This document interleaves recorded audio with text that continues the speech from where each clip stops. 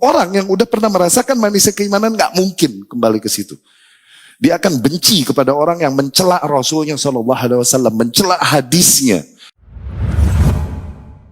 Nabi Shallallahu Alaihi Wasallam berkata di dalam riwayat Imam Bukhari rahimahullah dari Anas radhiyallahu anhu, "Thalathun man kunna fihi wajada bihinna halawatal iman."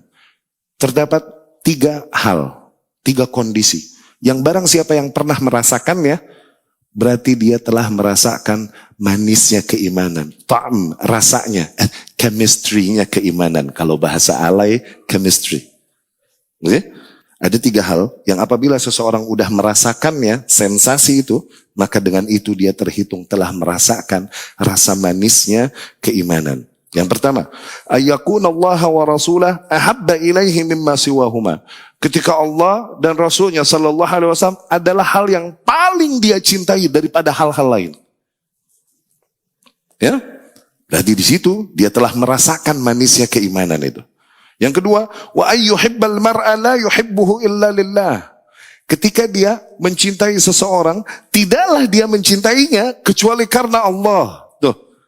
Bahkan cintanya pun yang merupakan fitrah pada diri seseorang, cinta, dia mencintai seorang makhluk Allah, dia arahkan fitrahnya ini ketika aku mencintai seseorang, ini harus bentuk ibadahku kepada Allah Subhanahu wa taala. Tuh.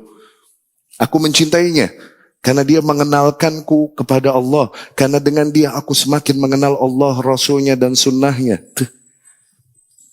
Karena dengan mengenalnya dan mencintainya, dia mengajarkanku mana yang dihalalkan, mana yang diharamkan oleh Rabbku. Aku mencintainya karena dia lebih mendekatkan diriku kepada Allah Subhanahu wa taala. Tuh. Atau aku mencintainya karena dia berhak aku cintai. Dan mencintainya adalah di antara bentuk ibadahku kepada Allah Subhanahu wa taala. Ibuku, ayahku. Aku menghormati, mengagungkan mereka karena memang aku mencintainya, dan lebih mendasar lagi daripada itu karena memang ini adalah bentuk ibadahku kepada Allah Subhanahu wa taala. Ya. Ketika seseorang mencintai seseorang, tidaklah ia mencintainya kecuali karena Allah. Itu yang kedua. Ya. Kemudian yang ketiga, wa ayyakrah ayyauda fil kufr ba'da idz anqadhahu Allahu minhu. Tuh.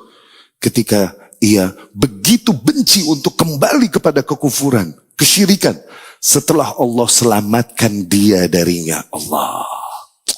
Seseorang yang tahu betapa celakanya nilai kekufuran dan kesyirikan, betapa itu adalah dosa yang paling besar, betapa hak Allah yang akhirnya dirampas dengan mengarahkan ibadah kita kepada hal lain selainnya. Gitu. Seorang yang tahu betapa kurang ajarnya hal tersebut, itu gak bakalan mentolerir hal itu kembali pada dirinya setelah Allah selamatkan dia dari situ.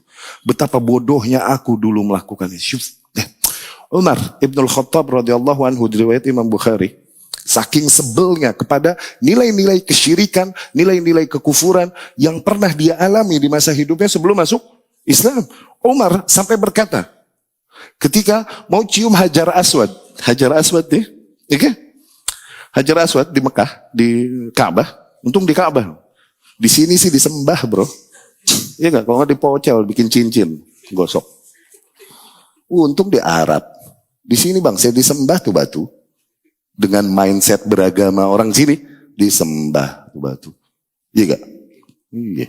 Untung di sono. Di riwayat Imam Bukhari rahimahullah, Umar ngomong sama Hajar Aswad, "Wallah innaka hajar, demi Allah kau hanyalah batu, la tanfa' wa la tadur."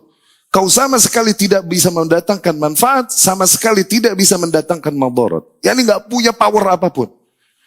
"Law anni ma ra'aitu Rasulullah sallallahu alaihi wasallam qabbalak, ma qabbaltuk." Kalau bukan karena aku lihat sendiri Rasul menciummu, enggak sudi aku menciummu. Wallah. Kenapa? Karena ada kemiripan dengan gaya kaum musyrikin yang seringkali mengkeramatkan dan memuliakan batu. Cuman di situ seorang muslim diuji. Mana? Antara akalnya yang dia ikuti atau kesyirikan yang dia ikuti. Mana? Okay? Atau wahyu yang dia ikuti. Ngikutin akal, seseorang akan menolak syariat mencium Hajar Aswad. Dia bilang, segala batu gue cium tuh kufur. Karena syariat mencium dan mencium Hajar Aswad tuh itu bentuk syariat Rasulullah yang diajarkan Rasul Sallallahu alaihi wasallam. Seseorang mengikuti akalnya dan menentang itu, segala batu gua cium, kufur. Dia mengingkari syariat. No, kesono. Oke? Tapi seseorang berlebihan, Hajar Aswad, dia cium mengharapkan berkahnya, syirik. Ayo lu. Jadi apa yang kau lakukan? Aku melakukannya bukan karena mengagungkan batu ini, tapi karena aku mencintai orang yang mencontohkanku untuk menciumnya. Tuh, Allah lagi mengujiku. Karena aku mencintai orang yang Allah utus dan mengajarkanku untuk menciumnya, dari situ aku mencontohnya, aku pun menciumnya. No. Diuji seorang muslim di situ. Iya kan? Antara yang ghulu, berlebihan, antara yang jafa, yang kurang ajar. Iya kan? Tapi betapa mereka benci untuk kembali kepada hal-hal yang sifatnya nilai-nilai kekufuran atau mirip dengan kekufuran. Apalah lagi mentolerir orang-orang yang mencela Allah, mencela Rasulnya Sallallahu Alaihi Wasallam. Orang yang udah pernah merasakan manisnya keimanan gak mungkin kembali ke situ. Dia akan benci kepada orang yang mencela Rasulnya Sallallahu Alaihi Wasallam, mencela hadisnya, mencela ayat dan lainnya, menunggangi ayat-ayat dan hadis-hadis untuk kepentingan politik. Orang kalau emang cinta Allah sama dan Rasulnya Sallallahu Alaihi Wasallam nggak bakalan nggak bakal mau bersohib manis-manis kepada orang demikian. Nggak bakalan. Ma'adzallah. Ya? Dia benci untuk kembali kepada nilai-nilai kekufuran setelah Allah selamatkan dia darinya. No. Orang udah mengalami 3 masa itu, maka dia telah mengalami rasa manisnya halawah, rasa manisnya keimanan. Ya?